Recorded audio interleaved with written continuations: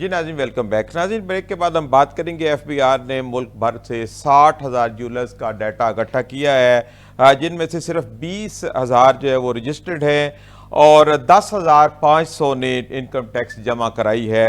पंजाब के बड़े शहरों में 900 ज्वेलर्स को नोटिस जारी कर दिए गए हैं। इसी हवाले से तफसीली बातचीत करेंगे। मुझे मुकालमा में ज्वाइन किया है मोहम्मद अरशद साहब ने। आप चेयरमैन हैं ज्वेलर्स मैन्युफैक्चर एसोसिएशन के। मोहम्मद अरशद साहब, मुकालमा में खुशामदीद। बहुत शुक्रिया जी आपका। मोहम्मद अरशद साहब, कल तो बिल्कुल हेडलाइंस लगी हैं आपके ज्वेलर्स के हवाले से कि 60,000 ज्वेलर्स मौजूद हैं, रजिस्ट्रेशन बिल्कुल नहीं है, 21,000 रजिस्टर्ड हैं। क्या सूरत हाल है? क्या आप लोग अपने बिजनेस को रजिस्टर्ड नहीं कराते? आपका क्या मौक़िफ़ है? नहीं, अल्हम्दुलिल्लाह काफी लोग रजिस्टर्ड हैं और ये फिगर जो है, ये फिगर हमारी समझ से बाहर के 60,000 का फिगर जो है वो एफबीआर जो दे रही है, ये इनको मतलब किसने दिया है, या कोई प्राइवेट कंपनी है या किसने इनको दिया 60,000 का फिगर। हम ये चीज भी समझना चाहते हैं कि 60,000 लोगों में आया ज्वेलर्स हैं, हमारे सेक्टर से वाबस्ता जो है 7-8 शुबजात और भी हैं, उसको भी ज्वेलर्स में काउंट कर रहे हैं। तो मैं भी के 60,000 हो जाए। जैसे हमारे यहाँ कास्टिंग का शोबा है, हमारे यहाँ जेमस्टोन का शोबा है, हमारे यहाँ कराची बुलियन है, हमारे यहाँ जो है गोल्ड ट्रेडर्स हैं, गोल्ड लेबोरेटरीज हैं, हमारे यहाँ लैकर वाले हैं, हमारे यहाँ पॉलिश वाले हैं, जेमस्टोन वाले हैं, अल्हम्दुलिल्लाह जिनके काम अच्छा, आप तो खुद चेयरमैन है ज्वेलर्स मैन्युफैक्चर एसोसिएशन के, तो आपके कितने रजिस्टर्ड मेंबरान हैं? हमारी कराची से जी, कराची से सेल टैक्स में भी रजिस्टर्ड है अल्हम्दुलिल्लाह, जो बड़े दुकानदार हैं जी, और जो है वो इनकम टैक्स में भी रजिस्टर्ड है, BDNF में भी रजिस्टर्ड है अल्हम्दुलिल्लाह, POS भी लगाए हुए हम लोगों ने। सही। लेकिन यहाँ जो एफबीआर की तरफ से कहा गया है कि सिर्फ 10,500 ज्वेलर्स ने टैक्स रिटर्न जमा कराई है। मैं आपको वही बात समझाने जा रहा हूँ। देखिए, ज्वेलर्स एक वर्ड है ना, ज्वेलर्स, इसका शोबा है ऑल ज्वेलरी मैन्युफैक्चरिंग, फिर जाके ज्वेलर्स के पास काम जाता है। अच्छा, ज्वेलर्स से मुराद ये है कि एक दुकानदार जो है वो 50 साल से बैठा हुआ है और उसकी दुकान की वर्थ भी है, उसके पास स्टॉक भी है और वो हर मामले में रजिस्टर्ड भी है। एक दुकानदार ऐसा है जिसकी 15,000 रुपए किराए की दुकान है, उसके पास जो है 25-30 ग्राम सोना है, उसका ना बैंक अकाउंट है ना बैंक स्टेटमेंट है, ठीक है। उसको हम कैसे रजिस्टर कराएंगे? जो खुद रेंट पे है, जिसका बैंक अकाउंट भी नहीं है, बैंक स्टेटमेंट भी नहीं है, स्टॉक है उसके पास, लेकिन बिजनेस तो कर रहे हैं ना अरशद साहब। जो भी कोई बिजनेस आइडेंटिटी है, छोटी है या बड़ी है, उसका रजिस्टर्ड होना तो लाजमी है। आप ये तो नहीं कह सकते कि छोटा सा मेरा कारोबार है, देखिए ना, एफबीआर की पॉलिसी है कि उसका अकाउंट होल्डर होना जरूरी है, सही, ट्रांजैक्शन जरूरी है, स्टेटमेंट जरूरी है, बैंक स्टेटमेंट, जब जाके वो एफबीआर का मेंबर बनेगा, चैम्बर का मेंबर बनेगा। एक आदमी जो रेंट की दुकान लेके बैठा हुआ है 15-20 हजार की और आर्टिफिशियल ज्वेलरी डाल के या सिल्वर की चांदी की ज्वेलरी डाल के बैठा हुआ है, वो तो ज्वेलर ना हुआ ना, आर्टिफिशियल वाला। यहाँ तो प्योर ज्वेलर्स की बात हो रही है। हमें यही तो क्लियर करना है, जिसके हवाले से हमारा परसों एक मीटिंग भी इंशाल्लाह एफबीआर में भी है, BDNF में भी है, और बड़ी मीटिंग है इंशाल्लाह पूरे कराची की सतह पर, और पाकिस्तान से लोग उसको ज्वाइन करेंगे जूम पे। हम यही तो क्लियर करेंगे कि आया 60,000 लोग जो है उसमें सिर्फ ज्वेलर्स हैं या और दूसरे शोबे भी हमारे, तो 15 शोबे हैं। सही। तो आप लोगों की अपनी क्या कैलकुलेशन है कि पाकिस्तान में कितने लोग हैं जिनको ज्वेलर्स कहा जा सकता है? देखें, हमारे यहाँ मैन्युफैक्चरर्स जिनके अच्छे काम है वो भी रजिस्टर्ड हैं इनकम टैक्स के अंदर, ठीक है। सही। जो लेबोरेटरीज हैं, गोल्ड लेबोरेटरीज, वो भी रजिस्टर्ड हैं, बुलियन के भी 80% मेंबर रजिस्टर्ड हैं, और जो मैन्युफैक्चरर्स का शोबा है वो भी ऑलमोस्ट रजिस्टर्ड है। एक्सपोर्टर तो बगैर रजिस्टर्ड हुआ एक्सपोर्ट कर नहीं सकता जी, बिल्कुल, वो भी रजिस्टर्ड है। तो अल्हम्दुलिल्लाह कराची की सतह पे तो एक अच्छा, हमने जो है 2 सालों के अंदर अच्छा टारगेट अचीव किया। जो लोग नहीं थे उनको भी हमने बताया, एफबीआर भी अच्छी तरह जानती है, तो उसके पास मौजूद है डेटा सारा। सही। इन 2 सालों में 2022 में कराची में कितने रजिस्टर थे, और जब हमने कैंप लगाया उसके बाद अल्हम्दुलिल्लाह कितने रजिस्टर मजीद हुए। सही। ठीक है सर, एक चीज को समझना होगा, 70-75 साल का जो है एक सिस्टम बना हुआ है, उसको बेहतर करने हैं हमें, और हमें मिलजुल के बेहतर करना है।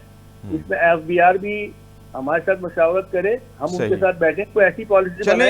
इस तरफ एक आगाज तो हो गया है ना कि उन्होंने एक सर्वे किया है। अच्छा, ये बताएं कि हर ज्वेलर के पास POS मशीन लगना जरूरी है, या इसकी कोई ग्रेडिंग है कि इतनी सेल होगी तो POS मशीन आप लगाएंगे, या सबके लिए जरूरी है कि हर ज्वेलर के पास POS मशीन? ये तो कह रहे हैं जी सबको लगानी पड़ेगी, लेकिन इसमें कोई 20 लाख रुपए से ऊपर की जो आपकी वो इनवाइस होगी उसका आपको डेटा देना पड़ेगा उनको DNFBB वालों को ना। जी जी। अगरचे वो आपका फैमिली कस्टमर है तो कोई मसला नहीं है, लेकिन अगर आप डाउटफुल होती है, अच्छी चीज है, अगर आप डाउटफुल होते हैं कि यार ये बंदा मुझे लग रहा है इसकी वर्थ नहीं लग रही थी और ये मेरे पास सेल का, उसका डेटा जरूर देना चाहिए, उसका ID कार्ड, मोबाइल नंबर, चीजें बिल्कुल शेयर करनी चाहिए इदारों से। सही। अच्छा, ज्वेलर्स के ऊपर इस वक्त कितने % सेल टैक्स नाफिज है?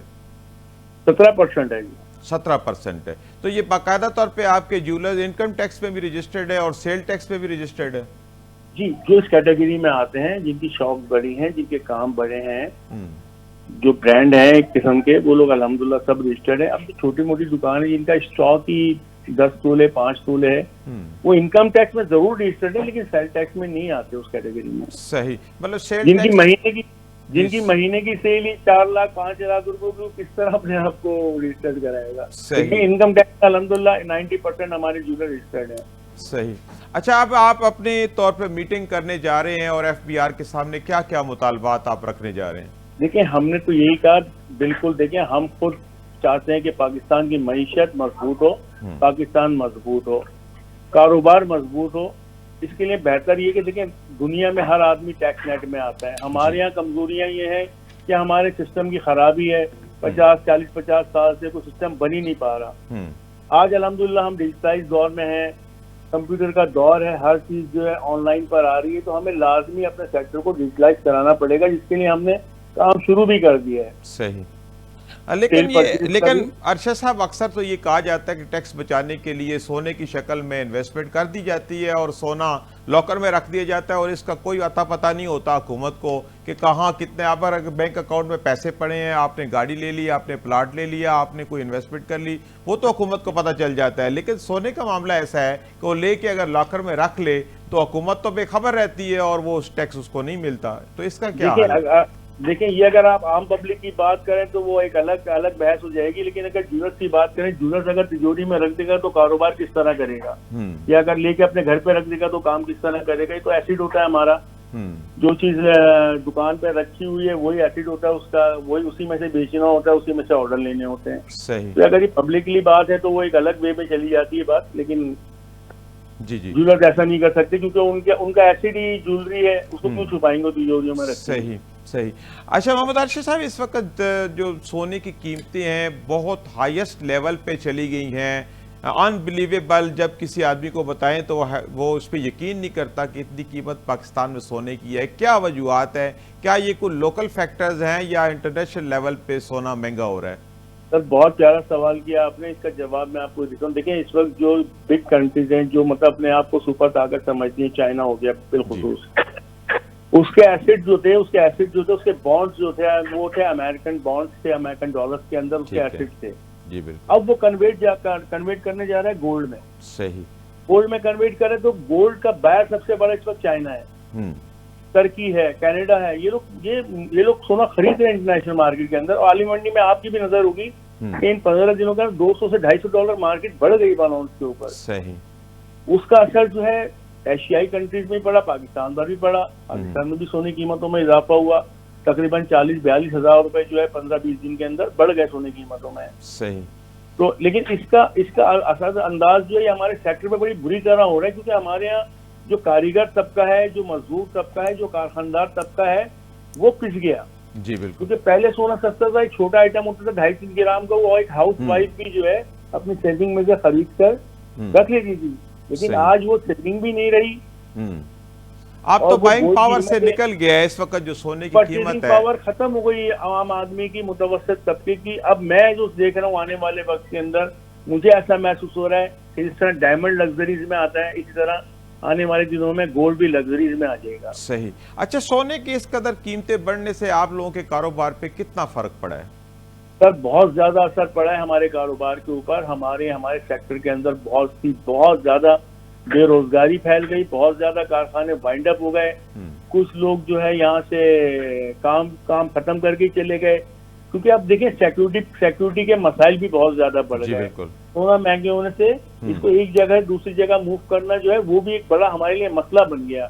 हमारे लोग हमसे कहते हैं, सर अब हमसे कहते हैं, हम डिस्टर्ब हो जाते हैं आपके कहने पे, लेकिन हमें फैसिलिटेट तो करना थोड़ा सा। अब सिक्योरिटी के मसले हैं, सिक्योरिटी हम अपने बाजारों के अंदर اپنی مدد آپ کے تحت کرواتے ہیں. صحیح. گارڈ رکھنے پڑتے ہیں اپنی مدد آپ کے تحت, CCTV کیمراز لگانے پڑتے ہیں جی بالکل. اپنی مدد آپ کے تحت, لائٹس لگانی پڑتی ہیں. تو یہ ہمارا کام تو نہیں ہے نا. صحیح.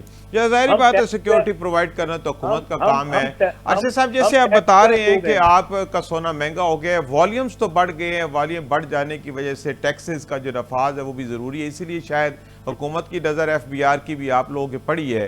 تو کیا آپ جیولرز اب اگلی جو ریٹرن جاری ہے اس پہ حکومت کے ساتھ تعاون کرنے کے لیے تیار ہیں, اور FBR کی جو انہوں نے فگر دی ہے, چلے اگر وہ بھی صحیح نہیں ہے تو جو اوریجنل جو جیولرز بیٹھے ہوئے ہیں, کیا ان کی جو فائلرز کی تعداد میں ریٹرن جمع کرنے کی تعداد میں اضافہ ہو جائے گا؟